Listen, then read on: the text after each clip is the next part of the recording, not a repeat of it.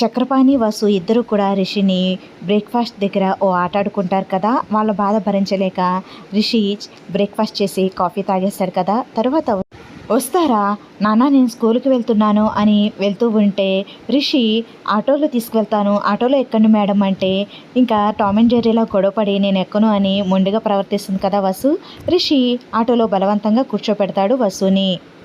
అలా వసుని కూర్చోపెట్టి Rishi auto drive చేస్తూ తీసుకువెళ్తూ ఉంటాడు. అద్దంలో నుండి వసుని చూస్తూ ఉంటాడు.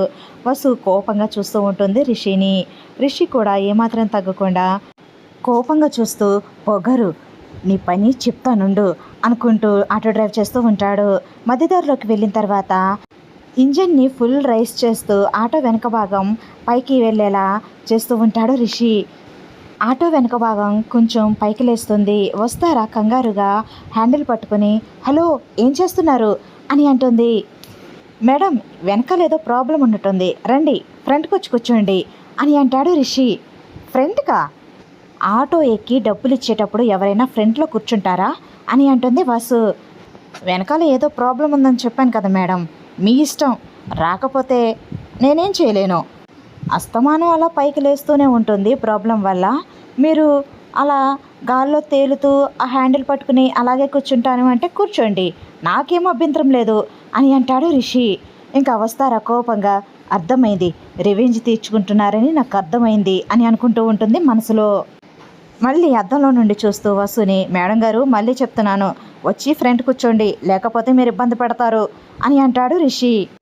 కావాలని చేస్తున్నారని నాకు అర్థమవుతుంది, మీ పక్కనే కూర్చోవాలని ఇలా చేస్తున్నారని కూడా అర్థమవుతుంది, ఏం చేస్తాం తప్పుతుందా, ఒకసారి మాట్లాడుకున్న తర్వాత అని ఇంకా వస్తారా కోపంగా చిరుపురులాడుతూ వచ్చి రిషి పక్కనే కూర్చుంటుంది. వస్తారా వచ్చి రిషి పక్కనే కూర్చోగానే రిషికి చాలా హ్యాపీగా అనిపిస్తూ ఉంటుంది. ఇంకా ముసిముసిగా నవ్వుకుంటూ అది అలా ఉంటుంది నేనంటే అని అనుకుంటూ ఉంటాడు మనసులో. అయినా ఏంటండి ఇది, ఆటో ప్రాబ్లం ఉందని ముందు చూసుకునే పని లేదా? ఆటో ఎక్కిన తర్వాత ప్యాసింజర్స్ని ఇలా ఇబ్బంది పెట్టడం కరెక్టేనా అని అంటుంది వస్తారా.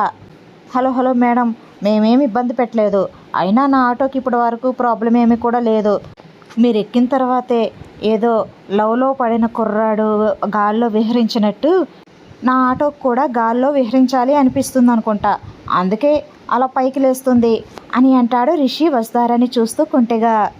వస్తారా అయోమయంగా కోపంగా అంటే ఏంటండి మీ ఉద్దేశం, అసలు మీరేం మాట్లాడుతున్నారు, మీరేం చెప్పాలనుకుంటున్నారు, లవ్లో పడిన కుర్రాడు విహరించినట్టు ఆటో గాల్లో విహరించడం ఏంటి, అసలు ఏమైనా పోలుకుందా అని అంటుంది వస్తారా.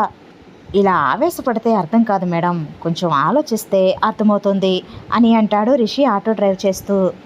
దీనిలో అర్థం కాకపోవడానికి ఏముంది, ఆలోచించలేకపోవడానికి ఏముంది, అయినా నన్ను బలవంతంగా ఆటోలో కూర్చోపెట్టి ఇలా ఇబ్బంది పెట్టడానికి మీకు మనసులా వస్తుంది అసలు అని అంటుంది చిరుపురులాడుతూ కోపంగా వసు. రిషి సడన్గా బ్రేక్ వేస్తూ పక్కకు పోనిస్తూ ఉంటాడు. వసు అటు ఇటు ఊగుతూ రిషికి టచ్ అవుతూ ఉంటుంది. పక్కనే రాడు ఉంటే ఇంకా రాడు పట్టుకుంటుంది. ఏం చేస్తున్నారు మీరు అని అంటుంది వసు. మేడం మీ ఊర్లో రోడ్లు సరిగ్గా లేవు మేడం, చూడండి గుంతలు, అందుకే సడన్గా బ్రేక్ వేయాల్సి వచ్చింది, పక్కకు జరిపించాల్సి వచ్చింది, అందుకే మీరు అలా స్లిప్ అవబోయారు, గట్టిగా పట్టుకోండి మేడం అని అంటూ ఉంటాడు రిషి. ఈసారి గుంతలు వచ్చినా సరే అస్సలు జరగకూడదు అని రాడ్ని గట్టిగా పట్టుకుని ఉంటుంది వసు. రిషి వసుని చూసి ముసిముసిగా నవ్వుకుంటూ మళ్ళీ అట్లనే చేస్తాడు. అయినా వసు జారిపోతూ రిషి దగ్గరికి వచ్చేస్తూ ఉంటుంది. చూడండి ఇలా అయితే మీ ఆటో నేను ఎక్కను, వేరే ఆటో చూసుకుంటాను అని అంటుంది వసు. హలో మేడం, మీ ఊర్లో రోడ్లు బాగపోతే దానికి నేనేం చేస్తాను చెప్పండి అని అంటాడు రిషి. ఏ ఆటో ఎక్కనా ఇదే పరిస్థితి ఉంటుంది, కాకపోతే నా ఆటోలో మీరు సింగిల్గా ఫ్రీగా కూర్చుని వెళ్ళొచ్చు, అదే వేరే ఆటోలో అలా ఉండదు, ఆటో నిండా జనాలు ఉంటారు, వాళ్ళల్లో ఇరుక్కుని కూర్చోవాల్సి వస్తుంది, ఇంత కంఫర్ట్నెస్ ఉండదు, అది ఆలోచించుకోండి అని అంటాడు రిషి. పర్వాలేదు అయినా వెళ్ళగలను, ఎలాగోలా వెళ్తాను అని అంటుంది వసు. మీరు అలా వెళ్ళి ఇబ్బంది పడతాను అంటే ఈ రంగగాడు అస్సలు ఒప్పుకోడు, మీరు నా ఆటోలో వెళ్ళాల్సిందే, లేకపోతే మీ నాన్నగారితో చెప్తాను అని అంటాడు రిషి. నేను ఇబ్బంది పడితే చూడలేను అంటారు రిషి సార్ అని మాత్రం నిజాన్ని ఒప్పుకోరు, అసలు ఏంటో మీరు నాకేమీ అర్థం కావట్లేదు అని రిషి వంక వస్తారా కోపంగా చూస్తూ ఉంటుంది. రిషి ఆటో డ్రైవ్ చేస్తూ మేడం నేను ఒక విషయం అడగనా మిమ్మల్ని అని అంటాడు. ఏ విషయం గురించి అని అంటుంది వస్తారా. పర్సనల్ విషయాలు కాదులేండి మేడం గారు, జనరల్ విషయాలే అని అంటాడు రిషి. పర్సనల్ విషయాలైతే నేను కూడా చెప్పనులేండి, జనరల్ విషయం అయితే చెప్తాను, ఏంటో చెప్పండి అని అంటుంది వస్తారా కోపంగా. మేడం గారు, ప్రతి సమస్య మీద మీరు పోరాడుతూ ఉంటారు కదా బాగా అని అంటాడు రిషి. వస్తారకి పాత రోజులు గుర్తొస్తూ ఉంటాయి. కాలేజీలో జాయిన్ అయిన రోజుల్లో ఫస్ట్ డేస్లో రిషితో గొడవ పడడాలు, రిషిని ఎదిరించి ప్రెస్ మీట్ పెట్టడాలు, ఇలా జగతి కోసం స్టూడెంట్స్ని స్ట్రైక్ చేయమని చెప్పడాలు, ఇవన్నీ గుర్తుకొస్తూ ఉంటాయి వస్తారాకి. ఇప్పుడు ఇవన్నీ ఎందుకు గుర్తొచ్చుంటాయి సార్కి, ఎందుకు అడుగుతున్నారు అని అనుకుంటూ ఉంటుంది మనసులో వస్తారా. ఎందుకు అలా అడిగారు సార్ అని అంటుంది వసు. ఏమీ లేదు మేడం గారు, ప్రతి చిన్న విషయాన్ని హైలైట్ చేస్తూ పోరాట పటిమతో ఉద్యమాన్ని ముందుకు తీసుకువెళ్ళగల శక్తి సామర్థ్యాలు మీలో ఉన్నాయి కదా, మరి మీరు మీ ఊర్లో ఉన్న సమస్య గురించి ఎందుకు పోరాడడం లేదు అని అంటాడు రిషి. వసుకి ఏమీ అర్థం కాక అయోమయంగా, మా ఊరిలో సమస్య ఉందా, ఆ సమస్య కోసం నేను పోరాటం చేయాలా, అసలు మీరేం మాట్లాడుతున్నారు అని అంటుంది వసు. అదే మేడం, మీ ఊర్లో ఉన్న ఈ గుంతల గురించి, ఈ గుంతలు ఎవరూ పట్టించుకోకపోతే ఎలా మేడం, మీలాంటి వాళ్ళు ముందుకొచ్చి ధర్నాలు రాస్తారోకోలు చేస్తే ప్రభుత్వం కదిలి మీ ఊరికి సమస్యగా మారిన ఈ గుంతలను పూడ్చి మంచి రోడ్లు వేస్తారు, అప్పుడు ఈ జనాలందరూ హ్యాపీగా వెళ్ళొచ్చు అని అంటాడు రిషి. వస్తారా మరింత కోపంగా రిషిని చూస్తూ, మా ఊరు వచ్చి మా ఊరు రోడ్లపైన ఆటోని నడుపుతూ మా ఊర్లో ఉన్న గుంతలనే ప్రశ్నిస్తారా అని అంటుంది వస్తారా. రిషి నవ్వుకుంటూ ఉంటాడు. నేను ఇంత సీరియస్గా మాట్లాడుతుంటే మీరు నవ్వుతారేంటి అని అంటుంది వసు. మీరు ఒక్కసారి అనుకోండి మేడం, ప్రాబ్లం సాల్వ్ అయిపోతుంది అని అంటాడు రిషి. నేను అనుకోవడం కన్నా మీరు అనుకుంటే అయిపోతుంది, మీరే అనుకోండి గట్టిగా అని అంటుంది వసు. నేనా, ఎలా మేడం అని అంటాడు రిషి.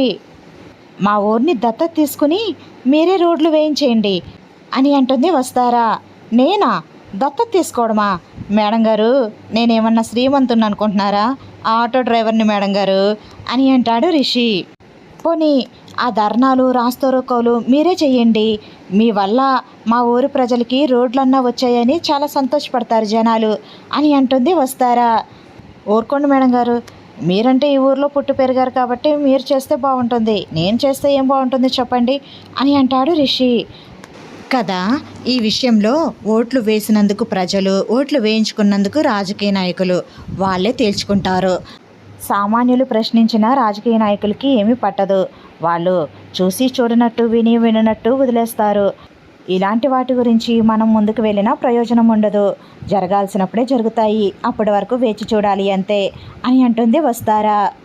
మేడం గారు, మీరు రాజకీయాల గురించి కూడా బాగా విశ్లేషిస్తున్నారు, మీరు ఇక్కడ ఉండకూడదు మేడం గారు, మీరు ఎక్కడో ఉండాలి, ఎమ్మెల్యేగా ఉండాలి మేడం గారు, మీరు ఎమ్మెల్యేగా ఎందుకు పోటీ చేయకూడదు అని అంటాడు రిషి.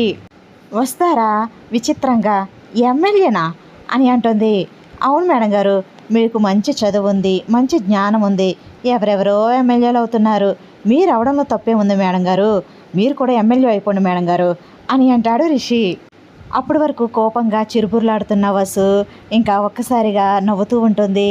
రిషి వసు ముఖంలోని నవ్వు చూసి చాలా హ్యాపీగా ఫీల్ అవుతూ ఉంటాడు. ఏంటి మేడం గారు అలా నవ్వుకుంటున్నారు అని అంటాడు. ఏం లేదు, మీరు ఎమ్మెల్యే అన్నారు కదా, అందుకే నవ్వొచ్చింది అని నవ్వుతూ ఉంటుంది వసు. అలా కోపంగా ఉన్న వసు ముఖంలో చిరునవ్వు వచ్చేలా చేస్తాడు రిషి. వసు ముఖంలోని చిరునవ్వును చూసి రిషి కూడా చాలా హ్యాపీగా ఫీల్ అవుతాడు.